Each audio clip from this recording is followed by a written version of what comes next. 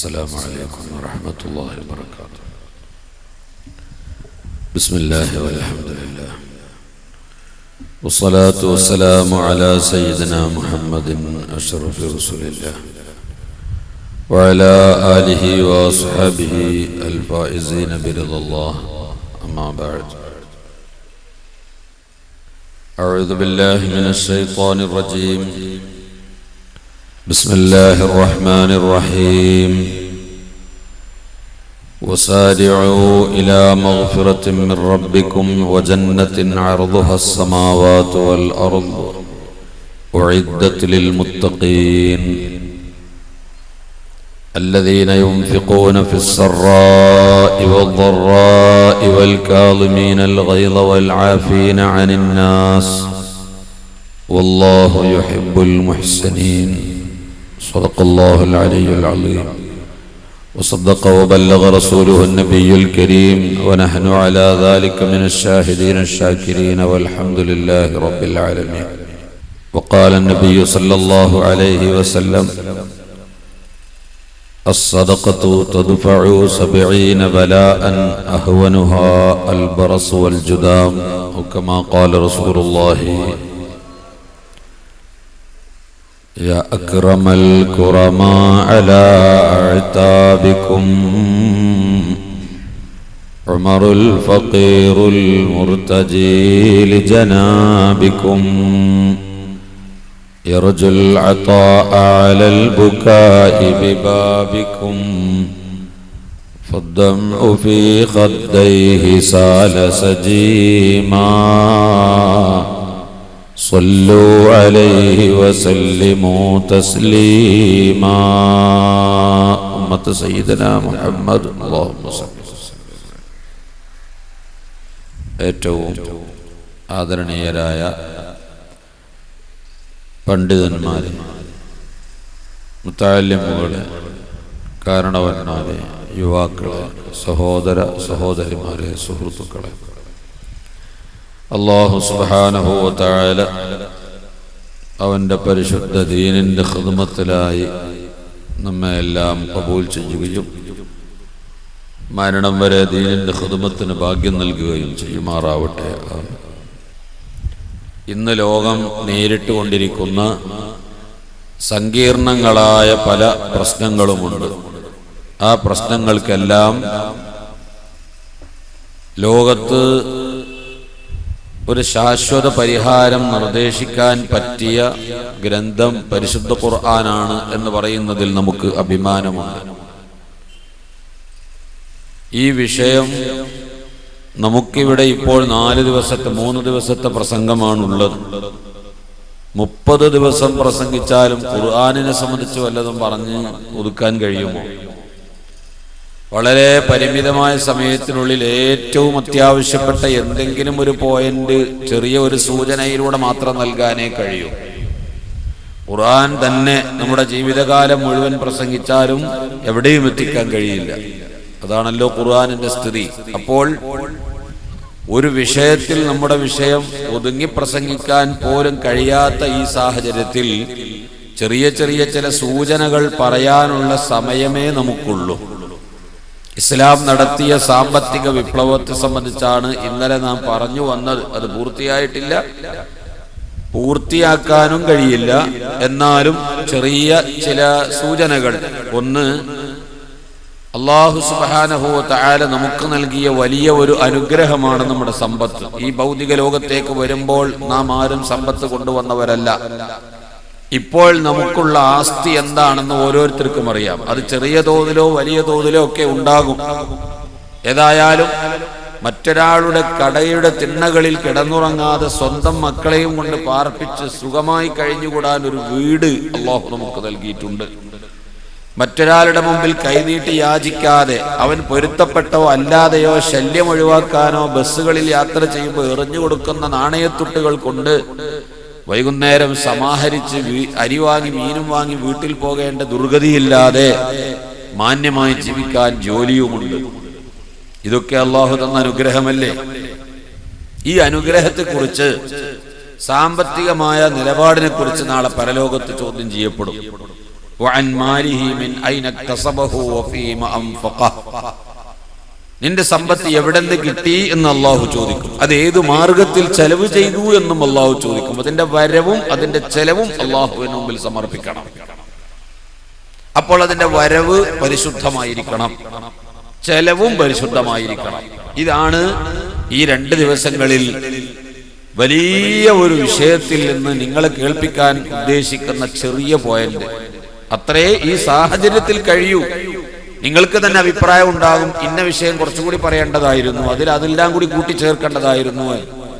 ഞാൻ ഉദ്ദേശിച്ച വിഷയം പറയാൻ മാത്രം ഈ സമയം പര്യാപ്തമല്ല. അപ്പൊ അതിൽ നിന്ന് വളരെ കുറഞ്ഞ കാര്യങ്ങൾ മാത്രമേ കേൾപ്പിക്കാൻ ഈ അവസരം സാധിക്കുകയുള്ളൂ. നമ്മുടെ വരവിന്റെ കണക്കും ചെലവിന്റെ കണക്കും അള്ളാഹുവിന്റെ മുമ്പിൽ സമർപ്പിക്കേണ്ടി വരുമ്പോൾ അള്ളാഹു തആല അനുവദിക്കാത്ത മാർഗത്തിലൂടെ സമ്പാദിച്ചുകൂടാ. അതിൽ അന്യന്റെ മുതല് അവന്റെ പൊരുത്തമില്ലാതെ ഒരു ഈർക്കിളി കഷ്ണം പോലും നമുക്കെടുക്കാൻ അവകാശമില്ല. അതെടുത്തിട്ടുണ്ടെങ്കിൽ ഭൗതിക ലോകത്തും അതിന്റെ പ്രത്യാഘാതം അനുഭവിക്കേണ്ടി വരും, നാളെ പാരത്രിക ലോകത്തും അനുഭവിക്കേണ്ടി വരും.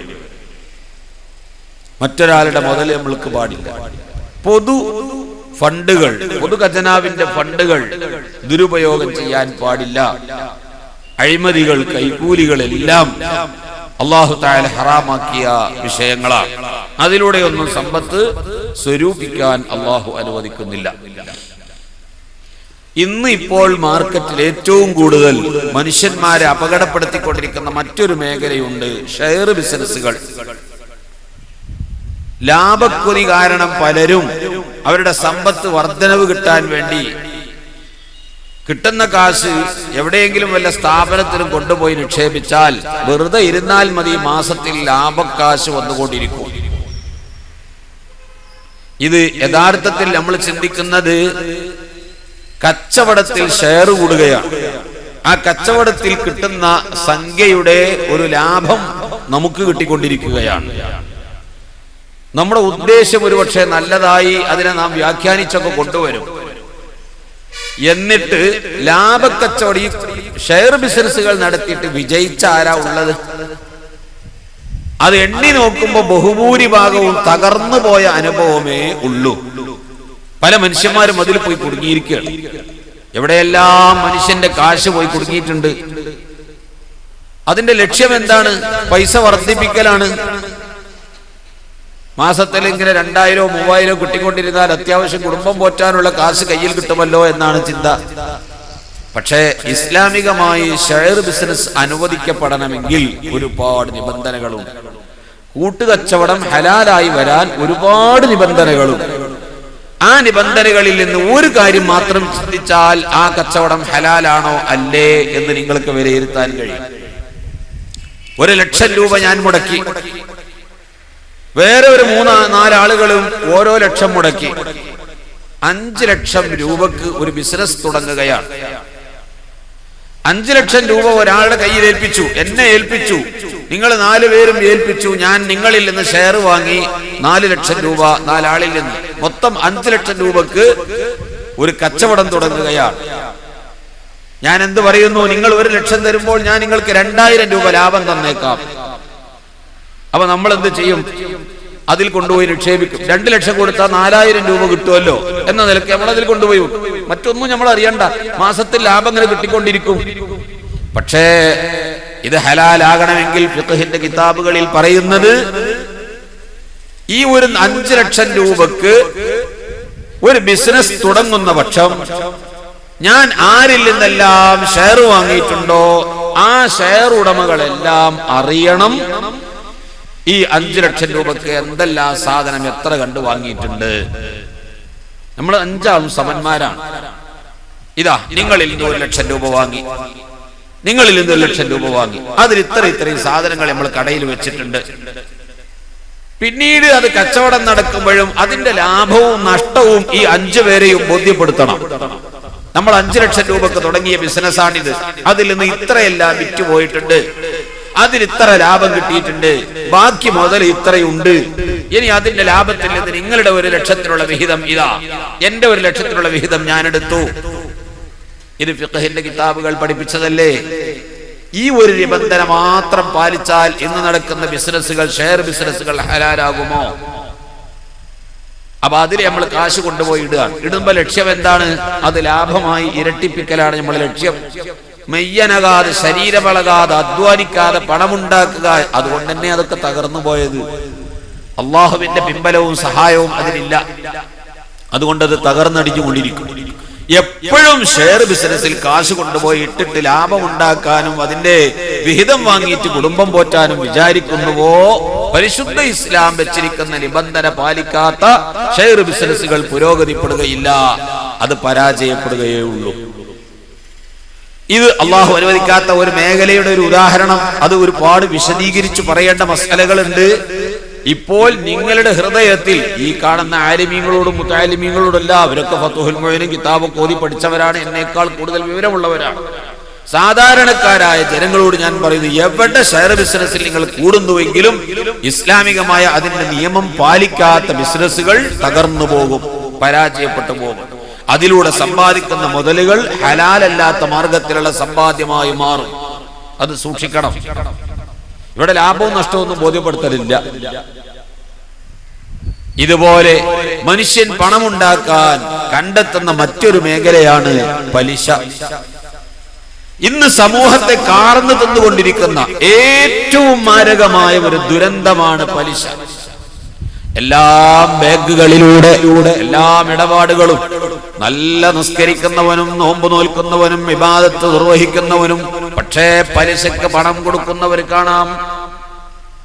10,000 രൂപ കയ്യിലുണ്ടെങ്കിൽ ഒരാൾ 2,000 രൂപ കടം ചോദിച്ചാൽ കടം കൊടുക്കാൻ തയ്യാറാണ്. എന്താ? തിരിച്ചു കിട്ടുമ്പോ 2,500 തരണം. പല വിധത്തിൽ പലിശ വരും. പലിശ പല വിധത്തിലും വരും. ഇത് മാത്രമൊന്നുമല്ല പലിശ. പലിശ 73 ഇനത്തിൽ പലിശ വരുമെന്നാണ്. 73 ഇനം പലിശയുണ്ട്. എന്നിൽ നിന്ന് ഒരാൾ 2,000 രൂപ കടം വാങ്ങുന്നു. കടം ഞാൻ തരാം, 2,000 ഞാൻ കടം തരാം. തിരിച്ചു തരുമ്പോ 2,100 തരണം. അതൊരു പലിശയാണ്. ബാങ്കിൽ പോയിട്ട് സ്വർണം വിൽക്കൂലേ? പഴയ സ്വർണം കൊണ്ടുപോയി കൊടുക്കും, പുതിയ സ്വർണം വാങ്ങണം. പഴയ സ്വർണം വിറ്റിട്ട് പുതിയ സ്വർണം വാങ്ങുന്നിടത്ത് പലിശ വരും. സ്വർണത്തിന് പകരം സ്വർണം വിൽക്കുമ്പോൾ റൊക്കമായിരിക്കണം, ഏറ്റവ്യത്യാസം വരരുത് എന്നതൊക്കെ ഫിഖ്ഹിന്റെ നിയമമാണ്. അപ്പൊ ഈ പഴയ സ്വർണം വിറ്റിട്ട് പുതിയ സ്വർണം വാങ്ങുമ്പോ ഏറ്റവ്യത്യാസം വരുമല്ലോ. പഴയ സ്വർണത്തിനൊരു വില വേറെ, പുതിയ സ്വർണത്തിനൊരു വില വേറെ. ഇത് സാധാരണ നമ്മുടെ ഒക്കെ ജീവിതത്തിൽ സംഭവിക്കാവുന്നതാണ്. ഈ വിഷയത്തിന്റെ സൂചനകൾ മാത്രം നിങ്ങൾക്ക് കിട്ടിയെങ്കിൽ ഇനി നിങ്ങൾ ആ വിഷയത്തെ കുറിച്ച് പഠിക്കണമെന്നേ എനിക്കിപ്പോൾ പറയാൻ സാധിക്കൂ. അത്രേ ഉദ്ദേശിക്കുന്നുള്ളൂ. ഇത് ഞാനൊരു ഉദാഹരണം പറഞ്ഞതാ. പലിശയുടെ ഇനങ്ങൾ വ്യത്യസ്ത രൂപത്തിലുണ്ട്. 73 തരം പലിശയുണ്ട്. അതിലേറ്റവും നിസ്സാരപ്പെട്ട പലിശ ഇനത്തിന് തന്നെ അല്ലാഹുവിന്റെ ഭാഗത്ത് നിന്നുള്ള ശിക്ഷ സ്വന്തം ഉമ്മയെ വ്യഭിചരിച്ചതുപോലെയാണ്. ഖാല റസൂലുള്ളാഹി. പലിശ കൊടുക്കുന്നതും വാങ്ങുന്നതും തെറ്റാണെന്ന് മാത്രമല്ല, അതുമായി ബന്ധപ്പെട്ട് 1/2 ഡസനോളം ആളുകളെ അല്ലാഹുവിന്റെ റസൂൽ എണ്ണി പറഞ്ഞിട്ടുണ്ട്. ശിക്ഷയ്ക്ക് വിധേയമായ പലിശ വാങ്ങുന്നവനും കൊടുക്കുന്നവനും, അതിന് സാക്ഷി നിൽക്കുന്നവനും, അതിനെ സഹായിക്കുന്നവനും, അതിനെ എഴുതുന്നവനും തുടങ്ങി 1/2 ഡസനോളം ആളുകളെ എണ്ണി പറഞ്ഞിട്ട് അല്ലാഹുവിന്റെ റസൂൽ പറയുന്നത്, അല്ലാഹു അവരെ ശപിച്ചിരിക്കുന്നു. അല്ലാഹു ശപിച്ച ഒരു വിഭാഗമാണ് പലിശ തിന്നുന്നവർ. ലാഭക്കുറി കാരണം, അധ്വാനിക്കാതെ പൈസ ഉണ്ടാക്കാൻ ഉള്ള ആർത്തി കാരണം ജനങ്ങളിൽ നിന്ന് എത്രയെത്ര ആളുകൾ ദുരിതം അനുഭവിക്കുമ്പോഴാണ് കടം വാങ്ങാൻ വരുന്നത്. ഹോസ്പിറ്റലിൽ പോകാൻ കാശില്ലാത്തത് കൊണ്ട്, ഒരു മനുഷ്യന് കിട്ടുന്ന വരുമാനം കൊണ്ട് അവന്റെ ജീവിതം ചിട്ടപ്പെടുത്താം. എനിക്ക് മാസത്തിന് 10,000 രൂപ ശമ്പളമുണ്ടെങ്കിൽ എന്റെ മക്കൾക്ക് സ്കൂളിൽ കൊടുക്കേണ്ട ഫീസ് എത്ര എന്ന് അതിനുവേണ്ടി നാം നീക്കിവെച്ചു. അതുപോലെ ഒരു മാസത്തിൽ അരി വാങ്ങാൻ എത്ര കണ്ടുവരും, അതിന് നാം ഒരു സംഖ്യ നീക്കിവെച്ചു. അതുമായി ബന്ധപ്പെട്ട ചേരുവകൾക്ക്, അതിന്റെ മത്സ്യവും മാംസവും വാങ്ങാൻ ഇത്ര രൂപ എന്ന് കണക്ക് ഉണ്ടാക്കിയിട്ട് അല്പം സംഖ്യ നീക്കിവെച്ചു. അങ്ങനെ ഓരോന്നും നമുക്ക് കൃത്യമാക്കി ക്രമപ്പെടുത്തി ഉണ്ടാക്കാം. അതേസമയം രോഗം വന്നു കഴിഞ്ഞാൽ അതിന് ഡോക്ടർ എഴുതുന്ന മരുന്നിന്റെ വില എന്താണെന്നോ, എപ്പോൾ രോഗം വരുമെന്നോ, അതിനെത്ര രൂപ ചെലവാകുമെന്നോ നേരത്തെ നമുക്ക് നിശ്ചയിക്കാൻ പറ്റില്ല. വരുമാനത്തിലപ്പുറം രോഗത്തിന് വേണ്ടി ചികിത്സിക്കുന്ന അവസ്ഥയാണ് ഇന്ന് പലർക്കും ഉള്ളത്, വിശേഷിച്ച് സാധുക്കൾക്കുള്ളത്. അപ്പോൾ അവർ കാശ് കടം വാങ്ങാൻ ചെല്ലും, എവിടെന്നും കാശ് കിട്ടാനില്ല. ഈ സാഹചര്യം വരുമ്പോൾ ഒരാളുണ്ട് പലിശക്ക് പണം കൊടുക്കുന്നവൻ. അവിടെ ചെന്ന് അയാളെ കയ്യിൽ നിന്ന് 1000 രൂപ കടം വാങ്ങിയിട്ടാ ഡോക്ടറെ കാണാൻ പോയത്. ഇത് മാത്രം നിങ്ങൾ ചിന്തിച്ചു നോക്കൂ. 1000 രൂപ ഇയാളിൽ നിന്ന് കിട്ടിയിട്ടുണ്ട്. പക്ഷെ തിരിച്ചു കൊടുക്കുമ്പോൾ 1100 കൊടുക്കണം. ഈ നിബന്ധനയിലാണ് അയാൾ പൈസ വാങ്ങിയത്, സാധാരണ അയാൾ കൊടുത്തുകൊണ്ടിരിക്കുന്നതും. ഈ സാഹചര്യത്തിൽ പ്രിയപ്പെട്ട മുഅ്മിനേ, ഈ കടം കൊടുക്കുന്ന മനുഷ്യൻ അധ്വാനിക്കാതെ പണം ഉണ്ടാക്കലാണ് അവന്റെ ലക്ഷ്യം. ബുദ്ധിമുട്ട് കൂടാതെ പണം വർദ്ധിപ്പിക്കലാണ് അവന്റെ ലക്ഷ്യം.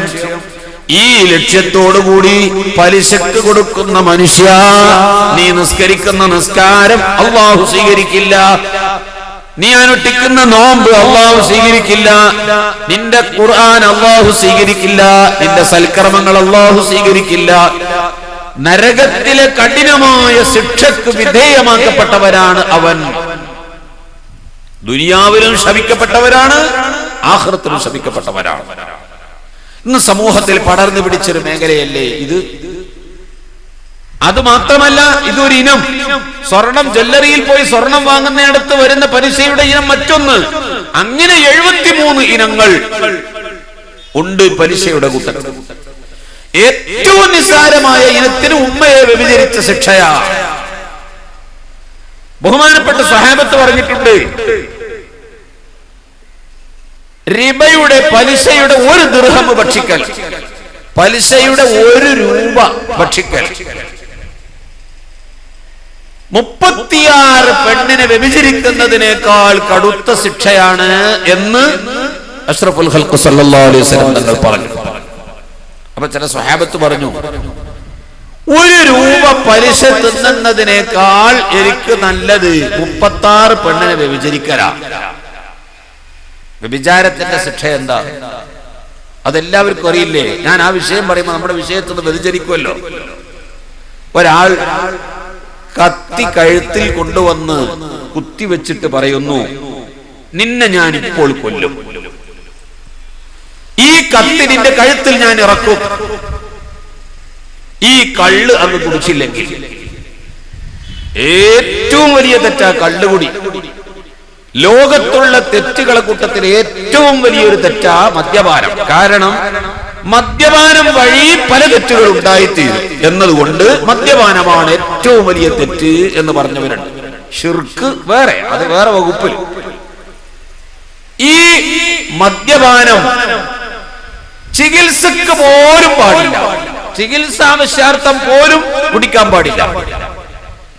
ഒരാൾ പറയുന്നു, കത്തി കഴുത്തിൽ വെച്ചിട്ട് അവന്റെ കഴുത്തിൽ ഇങ്ങനെ കുത്തിപ്പിടിച്ചിട്ട് പറയും, നീ കത്തി ഇപ്പോൾ ഞാൻ അങ്ങ് കുത്തിയിറക്കും എന്ന് പറഞ്ഞാൽ ആ മനുഷ്യന്റെ കഴുത്തിലേക്ക് കത്തി ഉറക്കുമെന്ന് ബോധ്യം വന്നാൽ അവനത് കുടിക്കാം. ശവം തിന്നാൻ പാടില്ല, പക്ഷേ ശവമല്ലാതെ കിട്ടാനില്ല. ഈ സാഹചര്യം വന്നാൽ ശവത്തെ തിന്നാം. ഈ ശവത്തെ തിന്നില്ലെങ്കിൽ ഞാനിപ്പോൾ മരിച്ചു പോകുമെന്ന് ബോധ്യം വന്നാൽ ആ ശവത്തെ തിന്നാം. അതേ സമയത്ത് ഒരു പെണ്ണിനോട് ഒരാൾ പറയുന്നു, നിന്നെ എനിക്കൊന്ന് വ്യഭിചരിക്കണം, അല്ലെങ്കിൽ ഞാനിപ്പോൾ നിന്നെ കൊന്നുകളയോ. എന്നാൽ ഒരാള് പറയുന്നു, ഒരു പെണ്ണിന്റെ കഴുത്തിൽ കത്തി വെച്ചിട്ട് നിന്നെ ഞാനിപ്പോൾ കൊല്ലും, നിന്റെ ശരീരം എനിക്കൊന്ന് സുഖിക്കാൻ അനുവദിച്ചു തരണം, ഒരു വ്യഭിചാരത്തിന് ബന്ധപ്പെടാൻ അനുവദിച്ചു തരണമെന്ന് പറഞ്ഞ് നിർബന്ധിച്ചിട്ട് ഒരു ചെറുപ്പക്കാരൻ ഒരു കത്തിവെച്ച്, ഒരു ഗുണ്ടയായ മനുഷ്യൻ കത്തിവെച്ചാൽ എന്താണ് ശരീഅത്തുൽ ഇസ്ലാം പറയുന്നത്? പെണ്ണേ, നീ മരിക്കാൻ തയ്യാറായിക്കോ, എന്നാലും വ്യഭിചാരത്തിന് കൊടുക്കരുത്. അത്ര കടുത്ത തെറ്റാണ് വ്യഭിചാരം. ഈ പെണ്ണിനോട് പറയുന്നത്, നിന്റെ ദേഹരക്ഷാർത്ഥം, ജീവൻ രക്ഷിക്കാൻ വേണ്ടി പോലും നീ വ്യഭിചാരത്തിന് അനുവദിക്കരുത്. നീ മരിക്കാൻ തയ്യാറായിക്കോ, ആ മനുഷ്യൻ നിന്നെ കൊന്നു കളഞ്ഞോട്ടെ, നീ വിഷമിക്കണ്ട. ഗർഭിണിയായ ഒരു പെണ്ണ് നബി സല്ലല്ലാഹു അലൈഹി വസല്ലമ തങ്ങളുടെ അടുക്കൽ വന്നിട്ട് പറയുന്നു, അനഹുബലാ മിനസ്സിനാ യാ റസൂലല്ലാഹ്, ഞാൻ ഗർഭിണിയായി പോയി, ഒരു ദുർബല നിമിഷത്തിൽ എന്റെ പക്കൽ നിന്ന് വ്യഭിചാരം സംഭവിച്ചു, ഞാൻ വ്യഭിചരിച്ചു പോയി, എന്നെ എറിഞ്ഞു കൊന്നു തരണേ നബിയേ എന്ന് ആ പെണ്ണ് പറയാൻ എന്താ കാരണം? ഒരു പെണ്ണ് പറയാണ്, ആ പെണ്ണിനത് മറച്ചു വെക്കാമായിരുന്നു. ഇസ്ലാമിക ശിക്ഷ നടപ്പാക്കുകയില്ല, 4 ആളുകൾ സാക്ഷി വേണം.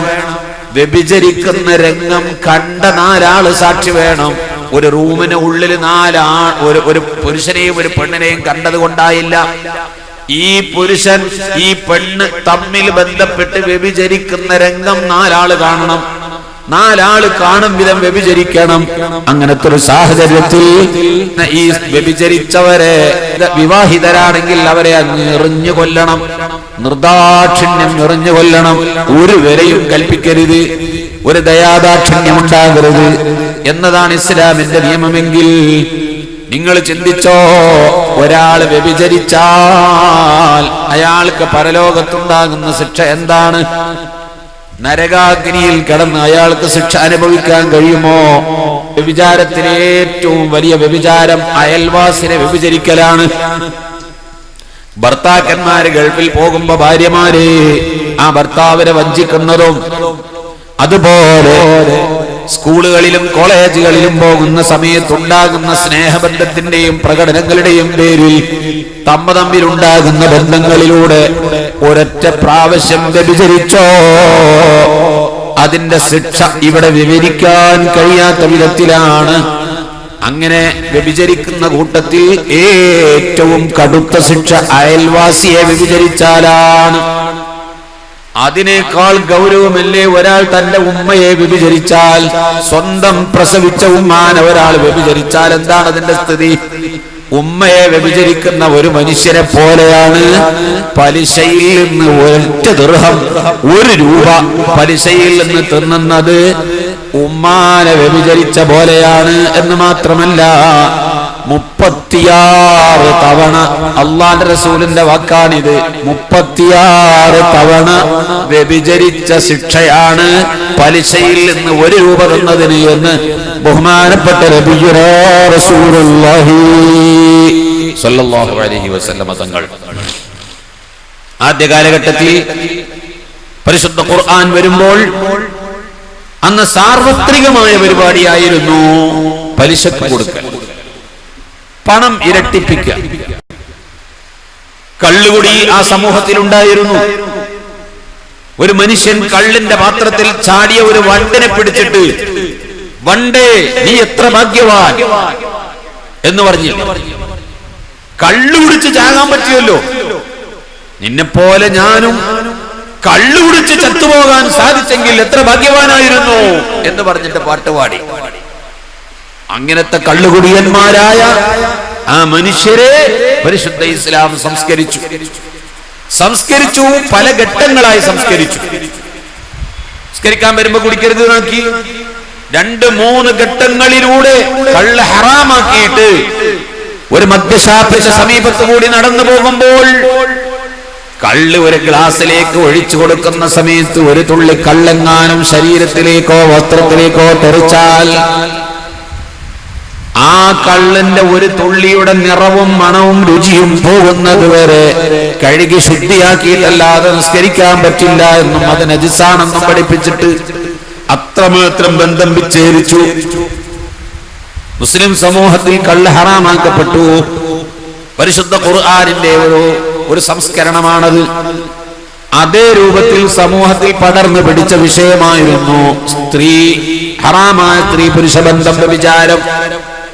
ആ സ്ത്രീ വ്യഭിചാരത്തിൽ നിന്ന്, സ്ത്രീ പുരുഷ വ്യഭിചാരത്തിൽ നിന്ന് ആ സമൂഹത്തെ സമുദ്ധരിച്ചിട്ട് വഖർന ഫീ ബുയൂതികുന്ന വലാ തബറജന തബറുജൽ ജാഹിലിയത്തിൽ ഊലാ എന്ന ആയത്ത് ഇറങ്ങിയതോടുകൂടി ചില സ്വഹാബി വനിതകൾ അവരുടെ വീട്ടിന്റെ ഉള്ളിലേക്ക് അകത്തളങ്ങളിലേക്ക് വലിഞ്ഞിട്ട് വീട്ടിന്റെ ഉള്ളിൽ അടങ്ങി ഒതുങ്ങിയിരുന്നിട്ട് അള്ളാഹുവിന്റെ ഈ ആയത്ത് പെണ്ണുങ്ങളെ നിങ്ങൾ വീട്ടിന്റെ ഉള്ളിൽ അടങ്ങി ഒതുങ്ങിയിരിക്കണമെന്ന നിയമം വന്നപ്പോ അതിന്റെ ഉള്ളിലേക്ക് അങ്ങ് അടങ്ങിയിട്ട് പിന്നെ ആ വനിതകളുടെ ആ സ്വഹാബി വനിതകളുടെ മയ്യത്താണ് പുറത്തിറക്കിയത്.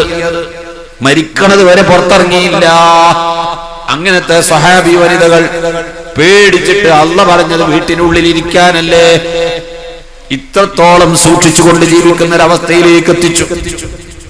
മുഴു സമയം കള്ളിൽ മാത്രം കഴിഞ്ഞവരെ പരിശുദ്ധരാക്കി. അതുപോലെ പെണ്ണുമായി ബന്ധപ്പെട്ട് പെണ്ണില്ലാതെ ജീവിക്കാൻ കഴിയാത്ത ഒരു സമൂഹം കഅബാലയത്തിന്റെ കില്ലയിൽ കൊണ്ടുവന്നിട്ട് പദ്യങ്ങൾ എഴുതിവിടുന്നു.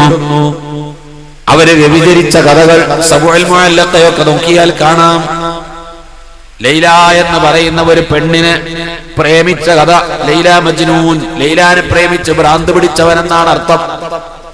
ഈ ലൈല എല്ലാവരെ പ്രേമവും നിരസിച്ചവളാ. എന്നെ പ്രേമിക്കാൻ പറ്റിയ ആൺകുട്ടികളെ അറബ് ലോകത്തെ ഒരു ഉമ്മയും വെച്ചിട്ടില്ല എന്നാ അവള് പറയുന്നത്. അതുകൊണ്ട് എല്ലാരെ പ്രേമവും നിരസിച്ചു. കിട്ടാനൊരു മാർഗമില്ല, ലൈലാന് കിട്ടാൻ മാർഗമില്ല. ഇവളാണെങ്കിൽ കറുത്ത് കറുത്ത് കറുത്ത കാക്കയേക്കാൾ കറുത്തൊരു പെണ്ണുമാണ്. സൗന്ദര്യത്തിൽ അറബ് ലോകത്ത് അവളെ കവച്ചു വെക്കുന്ന ഒരു പെണ്ണില്ലാതെ. കറുപ്പും അഴകാണ്, അതിനെ കവച്ചു വെക്കുന്ന ഒരു സൗന്ദര്യമുള്ള പെണ്ണില്ല. അപ്പൊ എല്ലാവരും കുടുങ്ങി ഇവളെ കൊണ്ട്. ഇവളാണെങ്കിൽ ഒരു ദിവസം കിട്ടുകയുമില്ല. അവളെ പ്രേമിച്ചുകൊണ്ട് പ്രസിദ്ധരായ കുറച്ച് ആളുകളുണ്ട്. അതിൽപ്പെട്ട 7 ആളുകളുടെ പദ്യമാണ് സബുൽ മുഅല്ലഖ്. കോളേജുകളിലൊക്കെ അറബി ഭാഷന്റെ ബലാഗത്ത് ഫസാഹത്ത് പഠിപ്പിക്കാൻ വേണ്ടിയിട്ട് ഈ പാഠപുസ്തകമാക്കി വെച്ചിട്ടുണ്ട്. അതിൽ കാണാം ഒരു ചങ്ങാതി ഒരു ദിവസം ചെയ്ത പണി, ഗർഭിണിയായി ഗർഭം പൂർത്തിയായി ഗർഭാശയത്തിൽ നിന്ന് കുട്ടി പുറത്തിറങ്ങിയ ഒരു പെണ്ണ്. ആ പെണ്ണിന്റെ അടുക്കൽ ചെന്നിട്ട് പറഞ്ഞു, എനിക്ക് ഇന്ന് നിന്നെ ഒന്ന് വ്യഭിചരിക്കണം. ചെന്നപ്പോ ആ പെണ്ണ് പറഞ്ഞു, നിങ്ങൾ ദയവ് ചെയ്ത് അനാവശ്യം പറയരുത്. എന്നെ സംബന്ധിച്ചിടത്തോളം ഇന്നത്തെ എന്റെ അവസ്ഥ, എന്റെ ഗർഭാശയത്തിൽ നിന്ന് ബേബി ഇറങ്ങിയിട്ടുണ്ട്, അല്പസമയം കൊണ്ട് ഞാൻ പ്രസവിക്കും. പ്രസവം കാത്തു കിടക്കുന്ന എന്റെയാണോ നിങ്ങൾ വ്യഭിചരിക്കുന്നത്? അപ്പൊ ഇയാള് പറയാ, നിന്നെ പോലത്തെ 2-3 എണ്ണത്തിന് കൈകാര്യം ചെയ്തിട്ടാ അപ്പൊ ഞാൻ വരുന്നത്, പിന്നെ എന്താ നിനക്ക് തന്നൂടെ? ആ എന്റെ ആവശ്യം നിരസിച്ച ആ പെണ്ണിനെ അതേ രാത്രി 3 തവണ വ്യഭിചരിച്ചു എന്ന സന്തോഷം നിങ്ങളെ ഞാൻ അറിയിക്കുന്നു. കഅബത്തിന്റെ കില്ലമ കൊണ്ടുവന്നിട്ട് എഴുതിടുക. ഒരു സമൂഹത്തിന്റെ അന്നത്തെ ദുശ്ചെയ്തി നിങ്ങൾ ചിന്തിക്കണം. അങ്ങനത്തെ ഒരു സമൂഹത്തെ അതിൽ നിന്ന് മാറ്റിയെടുത്തു. എന്നിട്ട് ആണും പെണ്ണും തമ്മിൽ കാണാൻ പാടില്ല, നോക്കാൻ പാടില്ല. ഒരു സ്വഹാബി വേറൊരാളുടെ വീട്ടിൽ താമസിക്കുകയാണ്. സഅലബത്ത് റളിയല്ലാഹു അൻഹു ആരുടെ വീട്ടിൽ? സഅദ് റളിയല്ലാഹു അൻഹുവിന്റെ വീട്ടിൽ. വർഷങ്ങൾ പലതും ജീവിച്ചിട്ട് 10 വർഷത്തോളം താമസിച്ചിട്ട് സഅലബത്ത് കയറി വരുമ്പോ സഅലബയുടെ സഅദ് റളിയല്ലാഹു അൻഹുവിന്റെ വീട്ടിലുള്ള ഒരു വെള്ളാട്ടി പെണ്ണ് പറയുന്നു, ജാഅ സദീഖുകൽ അഅ്മാ, അങ്ങയുടെ ഗുരുടനായ സ്നേഹിതൻ അതാ കടന്നു വരുന്നു. ഗുരുടനായ സ്നേഹിതൻ എന്താ? സഅലബത്ത് ഗുരുടനാണോ? അല്ല. സഅലബത്തിനെ കണ്ടിട്ട് ആ വീട്ടിലുള്ള ഒരു പെൺകുട്ടി പറയുന്നു, ഒരു ജാരിയത്ത് പറയുന്നു, ജാഅ സദീഖുകൽ അഅ്മാ, അങ്ങയുടെ ഗുരുടനായ സ്നേഹിതൻ അതാ കടന്നു വരുന്നു. വർഷങ്ങൾ എത്രയായി സഅലബത്ത് സഅദിന്റെ വീട്ടിൽ താമസിക്കാൻ തുടങ്ങിയിട്ട്. ഇപ്പോൾ ആ കുട്ടി പറയുന്നത്, അങ്ങയുടെ ഗുരുടനായ സ്നേഹിതൻ അതാ കടന്നു വരുന്നു. എന്റെ സഅലബത്ത് അങ്ങനെ വരുന്നത്? ഒരാളുടെ വീട്ടിലേക്ക് കടന്നു ചെല്ലുമ്പോ ഗേറ്റിന്റെ സമീപത്ത് നിന്നിട്ട് കോളിംഗ് ബെൽ അടിച്ചാൽ ആ വീട്ടിന്റെ മുന്നിൽ നിൽക്കാൻ പാടില്ല, സൈഡിലേക്ക് മാറി നിൽക്കണം. വാതിൽ തുറന്നത് വല്ല പെണ്ണുങ്ങളുമായി പോയാലോ കണ്ടുപോകൂലേ? അതുകൊണ്ട് നേരെ ഡോറിന്റെ സമീപത്ത് നിന്നിട്ട് വാതിൽ ബെല്ലടിച്ചിട്ട് അതിന്റെ മുന്നിൽ നിൽക്കരുത്, അല്പം മാറിക്കണം. ആണുങ്ങളാണെങ്കിൽ പുറത്തോട്ട് ഇറങ്ങി വരും. അത് സൂക്ഷിക്കാൻ. അബദ്ധത്തിൽ പോലും ഒരു പെണ്ണിനെ കാണരുത് എന്നാ നിയമം. അബദ്ധത്തിൽ കണ്ടതിന് ശിക്ഷയില്ല, പക്ഷെ അത്രത്തോളം കാണാതിരിക്കുക നല്ലത്. സഅലബത്ത് വീട്ടിലേക്ക് കയറി വരുമ്പോ കണ്ണ് മുറുക്കി ചിമ്പിട്ടാ വരിക. കണ്ണൊട്ടന്മാരെ പോലെ കണ്ണ് നല്ലവണ്ണം മുറുക്കി ചിമ്പിട്ടാ വരിക. അബദ്ധത്തിൽ പോലും ആ വീട്ടിലേക്ക് ഞാൻ കയറി ചെല്ലുമ്പോ അവിടെയുള്ള പെണ്ണുങ്ങൾ എനിക്ക് കണ്ടുകൂടാ, കാണാൻ പാടില്ല. അതുകൊണ്ട് കണ്ണു മുറുക്കി ചെമ്പിട്ട് വന്ന് കണ്ടപ്പോ ഈ പെൺകുട്ടി മനസ്സിലാക്കിയത് ഇയാള് കണ്ണുപൊട്ടനാണ്. യഥാർത്ഥത്തിൽ കണ്ണുപൊട്ടനല്ല. ഈ അവസ്ഥയിലേക്ക് അവരെ എടുത്തു പരിശുദ്ധരാക്കി. അതൊരുപാട് ചരിത്രങ്ങളെ വിഷയത്തിൽ പറയാനുണ്ട്. അതുപോലെ സാർവത്രികമായ ഒരു വിഷയമാണ് പലിശ. പലിശക്ക് കൊടുക്കൽ എത്രത്തോളം നബി സല്ലല്ലാഹു അലൈഹി വസല്ലമ തങ്ങളുടെ കാലത്ത് അള്ളാഹുവിന്റെ റസൂലിന്റെ കുടുംബത്തിൽ അബ്ദുൽ മുത്തലിബിന്റെ മകനായ അബ്ബാസ് റളിയല്ലാഹു അൻഹുവിന്റെ കുടുംബത്തിൽ പോലും പലിശക്ക് കൊടുക്കുന്നവരുണ്ടായിരുന്നു. നബി അതിന് ഉത്തരവാദിയല്ല. അബ്ബാസ് റളിയല്ലാഹു അൻഹു ഇസ്ലാമിൽ വന്നിട്ടുമില്ല, ഇസ്ലാമിന്റെ പുറത്താണ്. കുറെ കഴിഞ്ഞതിന് ശേഷമാണ് ഇസ്ലാമിൽ വരുന്നത്. ആ കുടുംബത്തിൽ വരെ പലിശക്ക് കൊടുക്കുന്ന ആൾക്കാരും. 4 ഘട്ടമായി പലിശയെ അല്ലാഹു തആല നിരോധിച്ചു. 4 ഘട്ടമായിട്ട് പലിശയെ നിരോധിച്ചു. ഒന്നാമത്തെ ഘട്ടം, ജൂതന്മാർ പലിശ കൊടുക്കുന്ന ആളുകളാണ്. യഥാർത്ഥത്തിൽ ജൂതന്മാരുടെ ഗ്രന്ഥം പലിശയെ നിരോധിക്കുന്നതുമാണ്. ഒന്നാമത്തെ ഘട്ടം, പലിശയെ നിരുത്സാഹപ്പെടുത്തി ധർമ്മത്തെ പ്രോത്സാഹിപ്പിക്കുകയാണ്. പലിശയെ നിരുത്സാഹപ്പെടുത്തുന്നു, ധർമ്മത്തെ പ്രോത്സാഹിപ്പിക്കുന്നു. രണ്ടാമത്തെ ഘട്ടം, ജൂതന്മാരുടെ പ്രവൃത്തിയെ അടച്ചാക്ഷേപിക്കുന്നു. ജൂതന്മാരുടെ അവരുടെ വേദഗ്രന്ഥമായി അവർ കൊണ്ടു നടക്കുന്ന ഗ്രന്ഥങ്ങളിലൊക്കെ പലിശ കൊടുക്കാൻ പാടില്ല, വാങ്ങാൻ പാടില്ല എന്ന് പറഞ്ഞിട്ടുണ്ടല്ലോ. അവരാണെങ്കിൽ പലിശ തിന്നുകയും ചെയ്യുന്നു. ഇതിനെ ആക്ഷേപിച്ചുകൊണ്ട് പരിശുദ്ധ ഖുർആനിൽ അതിലൂടെയൊക്കെ സൂചന പലിശ പാടില്ല എന്ന് വന്നു. മൂന്നാമത്തെ ഘട്ടം നടപ്പാക്കുന്നത് 3-4 ഘട്ടങ്ങളായിട്ട് പരിശുദ്ധ ഖുർആൻ നടപ്പാക്കുന്നു. പലിശ വാങ്ങരുത് എന്ന നിയമം മൂന്നാമതായി പറഞ്ഞു. നാലാമതായി വലാ തഅകുലു റിബാ ദുആഫൻ മുളാഫാ വത്തഖുന്നാറല്ലതി വഇദ്ദത്തിൽ കാഫിരീൻ. ഒരു കാരണവശാലും പലിശയും അത് ഇരട്ടിമേൽ ഇരട്ടി വർദ്ധിപ്പിച്ചും തിന്നരുത് എന്ന് കർക്കശമായ നിയമം അങ്ങ് കൊണ്ടുവന്നിട്ട് അത് നരകാവകാശികൾക്ക് വേണ്ടി നരകത്തെ നിങ്ങൾ സൂക്ഷിക്കണം. കാഫിരീങ്ങൾക്ക് വേണ്ടി തയ്യാർ ചെയ്യപ്പെട്ട നരകത്തെ. ഇവിടെ ഇമാം റാസി റളിയല്ലാഹു അൻഹു പറഞ്ഞൊരർത്ഥമുണ്ട്. ഫത്തഖുന്നാറല്ലതി ഉഇദ്ദത്തിൽ കാഫിരീൻ വലാ തഅകുലു റിബാ. പലിശ നിങ്ങൾ തിന്നരുത് എന്ന് പറഞ്ഞ ആയത്തിന്റെ പുറകെ അല്ലാഹു തആല പറയുന്നത് ഫത്തഖുന്നാറല്ലതി ഉഇദ്ദത്തിൽ കാഫിരീൻ. കാഫിരീങ്ങൾക്ക് വേണ്ടി തയ്യാർ ചെയ്യപ്പെട്ട നരകത്തെ നിങ്ങൾ സൂക്ഷിക്കണം. കാഫിരീങ്ങൾക്ക് വേണ്ടി, സത്യനിഷേധികൾക്ക് വേണ്ടി തയ്യാർ ചെയ്യപ്പെട്ട നരകത്തെ സൂക്ഷിക്കണം. പലിശ തിന്നാൽ നരകത്തിൽ പോകേണ്ടി വരും. നരകമാർക്കുള്ളതാണ്, അത് സത്യനിഷേധികൾക്കുള്ളതാണ്. സത്യനിഷേധികളായ കുഫാറിനുള്ളതാണ്, മുശ്രിക്കിനുള്ളതാണ് നരകം. അപ്പൊ മുസ്ലിമീങ്ങളിൽ നിന്ന് തെറ്റ് ചെയ്തവരെ നരകത്തിൽ പോകുമോ? നരകത്തിൽ പോകും. ഇത് കാഫിരീങ്ങൾക്കാണെന്ന് പറഞ്ഞതോ?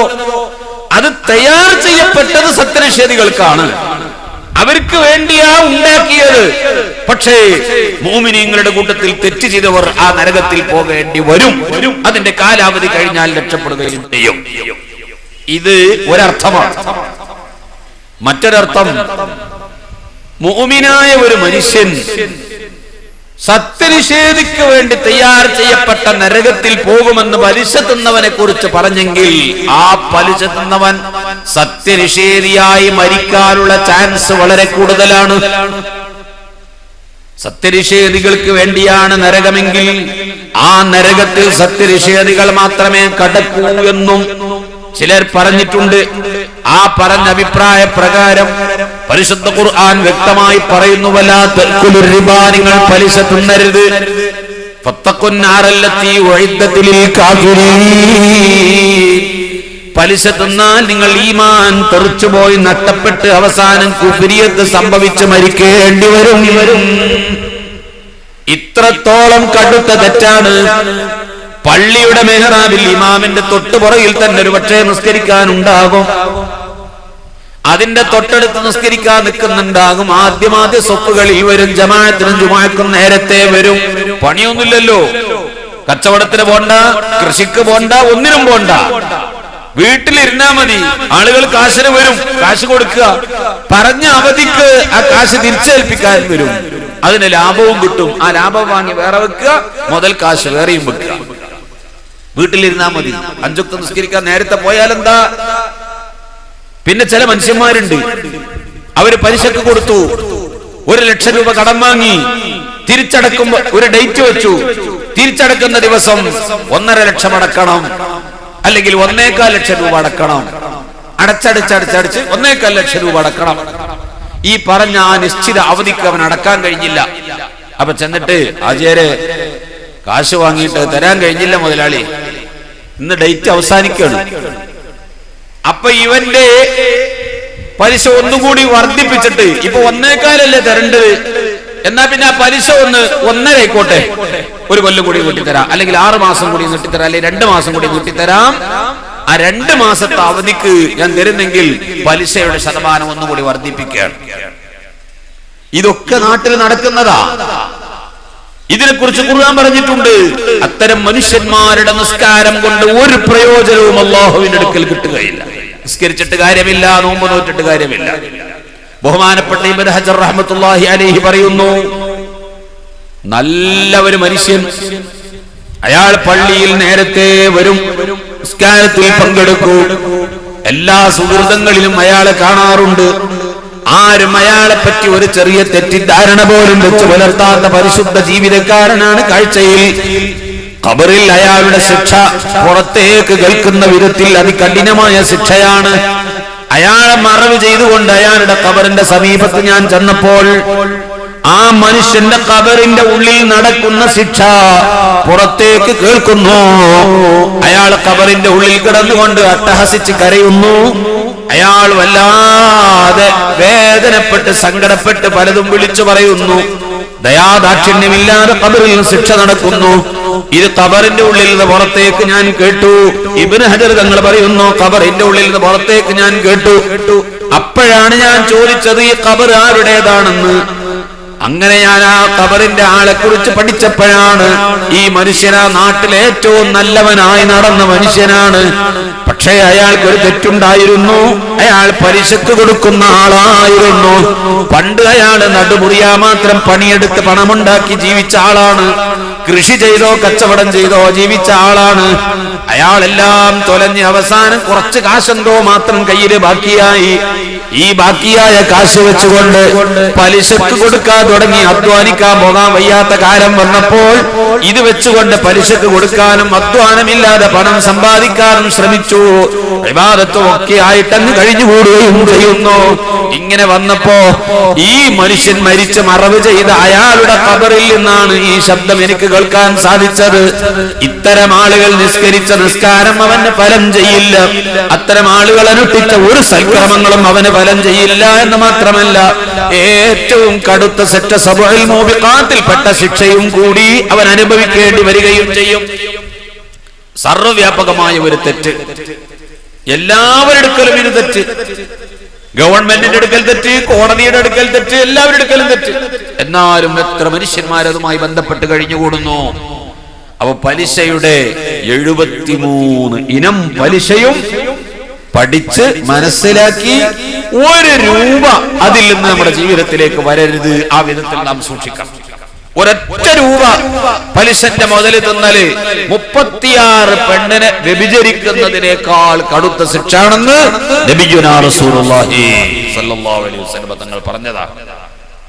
അല്ലാഹു റസൂൽ പറയുന്നു, മിഅ്റാജിന്റെ രാത്രിയിൽ ജിബ്രീൽ അലൈഹിസ്സലാമിന്റെ കൂടെ ഞാൻ പോകുമ്പോ ബഹുമാനപ്പെട്ട ജിബ്രീൽ അലൈഹിസ്സലാം പല ശിക്ഷകളും കാണിച്ചു കൊടുത്ത നരകത്തിന്റെ പല ഭാഗങ്ങളും അല്ലാഹു തആല തങ്ങൾക്ക് കാണിച്ചു കൊടുക്കുകയാണ്. ഓരോ മനുഷ്യന്മാരെ ശിക്ഷകളും കാണുമ്പോ അല്ലാഹുവിന്റെ റസൂൽ ചോദിക്കും, ഇതെന്താണ് ജിബ്രീൽ? ബഹുമാനപ്പെട്ട ജിബ്രീൽ അലൈഹിസ്സലാം പറയുന്നു, അല്ലാഹുവേ, ദുനിയാവിൽ തെറ്റ് ചെയ്ത് ജീവിച്ച മനുഷ്യന്മാർ മരണപ്പെട്ട് ഖബറിലേക്ക് വരുമ്പോ അവര് ദുനിയാവിൽ വെച്ച് ചെയ്ത തെറ്റെന്താണോ അതിനൊരു പ്രഥമമായ ഒരു സാമ്പിള് ശിക്ഷ ഖബറിൽ കൊടുക്കും. അതിന്റെ പ്രത്യേകമായ ശിക്ഷ അല്ലാഹു തആല നരകത്തിൽ കൊടുക്കുന്നുണ്ട്. ഓരോ തെറ്റിനും സ്പെഷ്യൽ ശിക്ഷകൾ നരകത്തിലുണ്ട്. അതേ സമയത്ത് ഖബറിന്റെ ഉള്ളിൽ താൽക്കാലികമായ സാമ്പിൾ ശിക്ഷയും അല്ലാഹു തആല കൊടുക്കും. അതിൽപ്പെട്ട ഒരു ചെറിയ ശിക്ഷയാണ് തങ്ങൾ ഈ കാണുന്നത്. എന്താണ് ശിക്ഷ? ഇതാ ഒരു കൂട്ടം ആളുകൾ അവരുടെ വയറ് ഒരു കൊട്ടാരം പോലെ വലുതായിരിക്കുന്നു. ഈ മനുഷ്യന്മാരുടെ വയറ് ഒരു വലിയ കൊട്ടാരം പോലെ വലുതായിരിക്കുന്നു. ഈ വയറും പേറി അവർക്ക് നടക്കാൻ കഴിയാതെ വഴിയോരങ്ങളിൽ അവർ വീട് കിടക്കുന്നു. എഴുന്നേൽക്കാൻ ശ്രമിക്കുന്നു, പിന്നെയും വീട് കിടക്കുന്നു. അല്ലദീന യഅകുലൂന الربا لا يقومون إلا كما يقوم الذي يتخبطه الشيطان من المس. പരിശുദ്ധ ഖുർആൻ തന്നെ ആ രംഗം സൂചിപ്പിച്ചുകൊണ്ട് പറഞ്ഞിട്ടുണ്ട്. അതല്ല, ഖുർആൻ തന്നെ പറയുന്നത് പലിശ തിന്നുന്ന മനുഷ്യന്മാര് പൈശാചിക രോഗം പിടിച്ചിട്ട് പിശാചിന്റെ അടിയേറ്റുകൊണ്ട് രോഗം ബാധിച്ച മനുഷ്യനെ പോലെയാണ് ദുനിയാവിലും ആഖിറത്തിലും. ദുനിയാവിലും അവൻ പിശാചിന്റെ സ്വഭാവക്കാരനായി മാറും. പിശാച് ബാധയേറ്റ മനുഷ്യനെ പോലെ, അപസ്മാര രോഗിയെ പോലെ ആയിത്തീരും. അവന്റെ സ്വഭാവം മോശമാകും, അവന്റെ ജീവിതം ദുസ്സഹമാകും, അവന്റെ സംസാരത്തിന് ലക്കും ലഗാനുമില്ലാതെയാകും. ഇന്നവരോട് ഇന്ന വിധത്തിൽ പെരുമാറുക എന്ന സ്വഭാവം എല്ലാവരാലും അത് കാരണം വെറുക്കപ്പെട്ടവനായി മാറും. അവന്റെ ജീവിതം തന്നെ വളരെ കഷ്ടപ്പാടിലേക്ക് നീങ്ങും. അഥവാ അവനെങ്ങാനും അവന്റെ ജീവിതത്തിൽ തട്ടിമുട്ടി അങ്ങ് മരണപ്പെട്ടു പോയാൽ തന്നെ അവന്റെ മക്കൾ അനുഭവിക്കുന്ന ദുരിതത്തിന് കയ്യും കണക്കുമുണ്ടാകില്ല. ഒരു പലിശക്കാരന്റെ മക്കൾ അനുഭവിക്കുന്ന ദുരന്തത്തിന് കയ്യും കണക്കുമുണ്ടാകില്ല. എല്ലാ നിലക്കും നാശമാണ്. പിശാച് ബാധയേറ്റ മനുഷ്യനെ പോലെയാണ് ദുനിയാവിൽ, അതേ രൂപത്തിൽ തന്നെ ആഖിറത്തിലും അവനെ കൊണ്ടുവരപ്പെടുമെന്നാണ്. അതിൽപ്പെട്ട ഒരു സാമ്പിൾ ശിക്ഷയാണ് ഈ പറയുന്നത്. ഇവന്മാർക്കുള്ള പ്രത്യേക ശിക്ഷ നരകത്തിൽ വേറെ ഉണ്ട് നബിയേ. എന്താണ് ഈ ശിക്ഷ? ഈ ശിക്ഷയ്ക്ക് കാരണം എന്താണ്? വയറെല്ലാം വലിയ ഒരു കൊട്ടാരം പോലെ വീർത്തു വലുതായിരിക്കുന്നു. എഴുന്നേറ്റ് നിൽക്കാൻ അവർക്ക് കഴിയുന്നില്ല. അവർ എഴുന്നേൽക്കുമ്പോൾ അവര് വീണ്ടും വീണു പോകുന്നു. പിശാച് ബാധയേറ്റതുപോലെ സംസാരിക്കുന്നു, പ്രവർത്തിക്കുന്നു. ഫിർഔനെ നരകത്തിലേക്ക് വലിച്ചു കൊണ്ടുപോകുന്ന വഴിയിൽ കൂടിയാണ് ഇവരെ നരകത്തിലേക്ക് വലിച്ചു കൊണ്ടുപോകുന്നത്. ആരാണ് ഫിർഔൻ? ലോകത്ത് ചെയ്യുന്ന തെറ്റുകളിൽ ഏറ്റവും വലിയ തെറ്റെന്താ? ഒരു മനുഷ്യൻ ചെയ്യാവുന്ന തെറ്റിൽ വെച്ച് ഏറ്റവും വലിയ തെറ്റെന്താണ്? ആ തെറ്റ് ചെയ്തവനാ ഫിർഔൻ. അഥവാ അന റബ്ബുകുമുൽ അഅ്ലാ, ഞാനാണ് ഏറ്റവും വലിയ പടച്ചവൻ, ഞാനാണ് ഏറ്റവും വലിയ റബ്ബ് എന്ന് വാദിക്കുന്നതിലപ്പുറം ഒരു തെറ്റ് പറയാൻ പറ്റുമോ? കിബിറിനെക്കാളും വലുതല്ലേ ഇത്? ഷിർക്കിനെക്കാളും വലുതല്ലേ ഇത്? ഷിർക്ക് ഞാൻ ഇലാഹാണ്, ഞാൻ റബ്ബാണ് എന്ന വാദമില്ല. ഒരുപാട് റബ്ബുണ്ട്, ഒരുപാട് ദൈവങ്ങളുണ്ട് എന്നേ വാദിക്കുന്നുള്ളൂ. ഇതങ്ങനെയല്ല, അതിനേക്കാളും വലുതാണ്. ഞാനാണ് പ്രപഞ്ചത്തിന്റെ സൃഷ്ടാവ്, ഞാനാണ് റബ്ബ്, ഞാനാണ് ഇലാഹ് എന്ന് വാദിക്കുകയാണ്. അതാണ് ഫിർഔൻ വാദിച്ചത്. അന റബ്ബുകുമുൽ അഅ്ലാ. ഇത് വാദിച്ച ഫിർഔന് എന്തായിരിക്കും ശിക്ഷ എന്ന് നിങ്ങൾ ചിന്തിച്ചു നോക്കൂ. ആ ഫിർഔനെ നരകത്തിലേക്ക് കൊണ്ടുപോകാൻ പ്രത്യേകമായ ഒരു വഴിയുണ്ട്. വല്ലാത്ത ഉറുകടം പിടിച്ച വഴിയാണ്. ഈ വഴിയിൽ കൂടിയാണ് പലിശ തിന്നുന്ന ഈ മനുഷ്യന്മാരെ കൊണ്ടുപോകുന്നത്.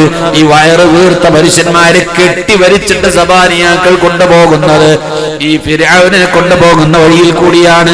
ഫിർഔനെ കൊണ്ടുപോകുന്നതിന് ഇത് തടസ്സമായി വരുമ്പോ, ഫിർഔനെ നരകത്തിലേക്ക് കൊണ്ടുപോകുമ്പോൾ ഇത് തടസ്സം വരുമ്പോ അവന്മാരുടെ ഭാഗത്ത് നിന്ന് കിട്ടുന്ന പ്രഹരങ്ങൾ വേറെയുമുണ്ട്. ഈ നില കണ്ടപ്പോ അല്ലാഹുവിന്റെ റസൂൽ ചോദിച്ചു, മൻഹും യാ ജിബ്രീൽ, ഏതാണ് ആരാണ് ഈ കൂട്ടര്? ജിബ്രീലേ.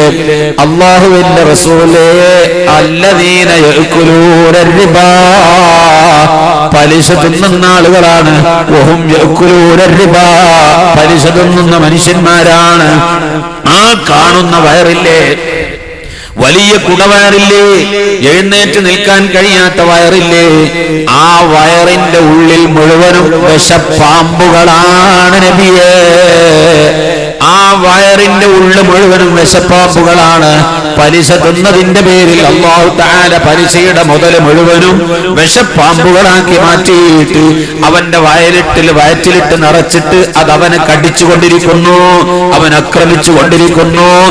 ഈ നരകത്തിലെ പാമ്പിന്റെയും പരലോകത്തെ പാമ്പിന്റെയും ഖബറിന്റെ പാമ്പുകളെ കുറിച്ച് പറയുമ്പോ ഖബറിലേക്കും പരലോകത്തും അല്ലാഹു തആല വെച്ച പാമ്പിന്റെ ശിക്ഷയെ കുറിച്ച് പറഞ്ഞെടുത്ത് കാണാം. ദുനിയാവിലേക്കൊന്ന് തലയിട്ടുകൊണ്ട് ഒരൊറ്റ ശ്വാസോച്ഛ്വാസം നടത്തിയാൽ അല്ലാഹു പരലോകത്ത് നമ്മെ ശിക്ഷിക്കാൻ വേണ്ടി വെച്ചിരിക്കുന്ന തെമ്മാടികളെ ശിക്ഷിക്കാൻ വേണ്ടി വെച്ചിരിക്കുന്ന ഈ സർപ്പമെങ്ങാനും ഭൂമിയിലേക്ക് ഒന്ന് തലയിട്ടുകൊണ്ട് ഒരൊറ്റ ശ്വാസം ഉച്ഛ്വസിച്ചാൽ മാ അംബതത്തിൽ അർളു ഇലാ യൗമിൽ ഖിയാമ,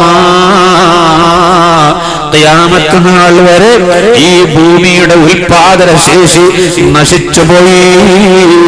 ഖാല റസൂലുള്ളാഹി.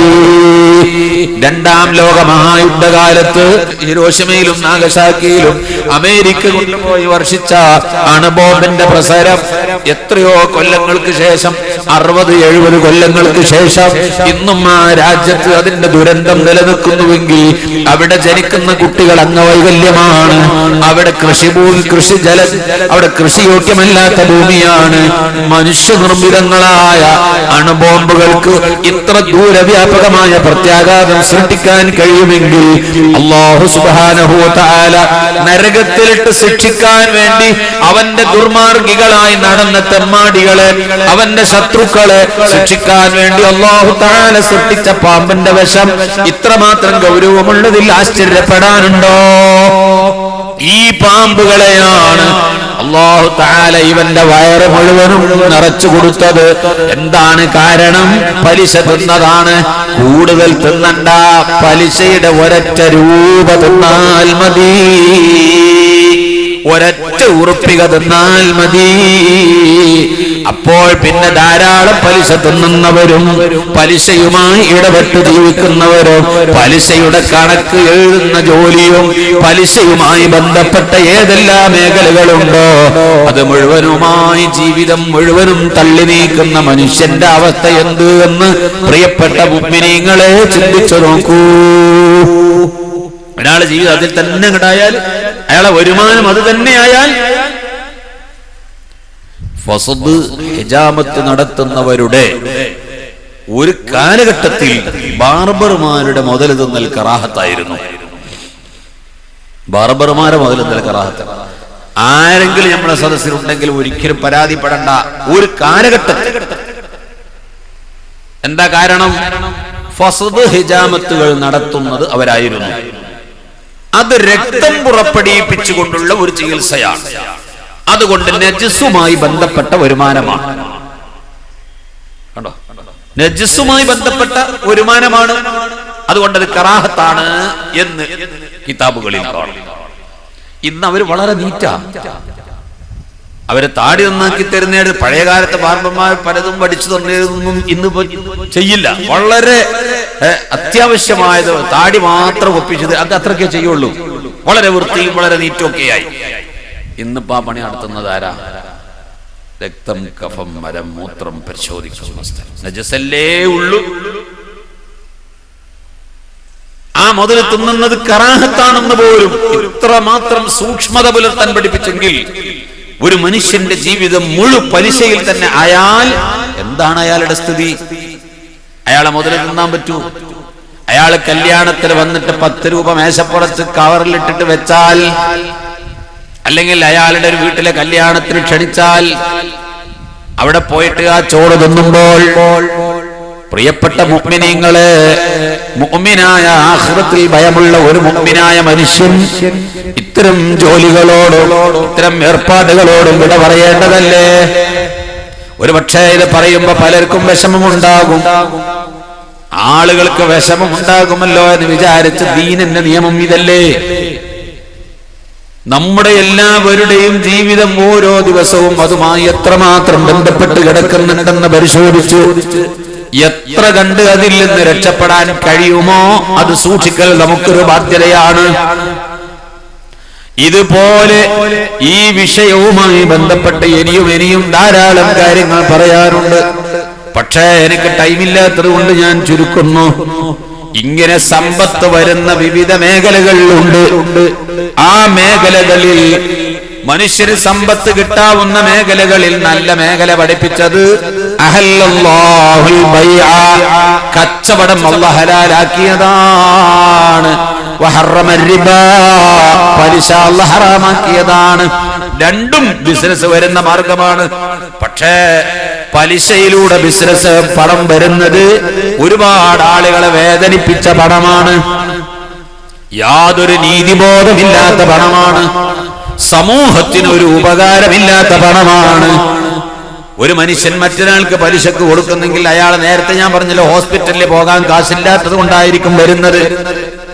അയാൾ കുടുങ്ങിയിട്ട് വരികയാണ്. വരുമ്പോ ഇയാളെ കയ്യിൽ നിന്ന് ആശുപത്രിയിൽ പോയി ഡോക്ടറെ കാണിച്ച് മകൾക്ക്, എന്റെ മകനിക്ക് അല്ലെങ്കിൽ മകളെ പ്രസവത്തിന് ഹോസ്പിറ്റലിൽ കൊണ്ടുപോയിട്ട് ചികിത്സിക്കണമെങ്കിൽ ഇയാളിൽ നിന്ന് 1000 രൂപ കടം വാങ്ങിച്ചാൽ 1100 കൊടുക്കണം. പഠിച്ചവരെ, കുടുങ്ങിയിട്ടല്ലേ ഞാൻ ചെയ്യേണ്ടി വന്നത്. ഇത് കൊണ്ടുപോയി കൊടുക്കാൻ സാധിച്ചില്ലെങ്കിൽ 1100 പകരം ആ നിശ്ചിത ദിവസം അത് കൊടുക്കാൻ സാധിച്ചില്ലെങ്കിൽ അത് 1200 മാറുന്നു. അതങ്ങനെ കൊന്നുകൂടി അള്ളാഹുത്തായി മാറിയിട്ട് പിന്നെ അത് 1500 2000 വർദ്ധിക്കുമ്പോ ഈ മനുഷ്യന്റെ മനസ്സ് എത്ര വേദനിക്കും. മക്കളെ പോറ്റാൻ ഗതിയില്ലാത്തത് കൊണ്ട്, രോഗത്തിന് ചികിത്സിക്കാൻ വഴിയില്ലാത്തത് കൊണ്ട് വാങ്ങിയതല്ലേ, കടം വാങ്ങിയതല്ലേ. ആ കടത്തിന് എത്രയാണിപ്പോൾ അമിതമായ കാശ് കൊടുക്കേണ്ടി വന്നത്. അയാളുടെ മനസ്സ് വേദനിച്ചിട്ടല്ലേ സഹോദര ഈ പണം തിന്നുന്നത്. ദുനിയാവിൽ ഈ പണം തിന്നുന്നതിന് എന്ത് സന്തോഷമാണുള്ളത്. അല്ലാഹുവിന്റെ റസൂൽ എത്രത്തോളം പറഞ്ഞു, ഞാൻ ഒരാൾക്ക് 1000 രൂപ കടം കൊടുത്താൽ ആ പണം അയാളെ കയ്യിലിരിക്കുകയെ, അദ്ദേഹം വാഹനം ഓടിച്ചു പോകുമ്പോ, അദ്ദേഹത്തിന്റെ ഒരു മൃഗത്തെ കൊണ്ടുപോകുമ്പോൾ അതിന്റെ മുകളിൽ കയറാൻ ആവശ്യപ്പെട്ടാൽ, അന്ന് വാഹനമായിട്ടുള്ളത് മൃഗമാണ്, ഒട്ടകം. ആ സ്ഥാനത്ത് നിന്ന് വാഹനമായിട്ടുള്ളത് ഞാൻ വഴിയോരത്ത് ഇങ്ങനെ നിൽക്കുന്നു.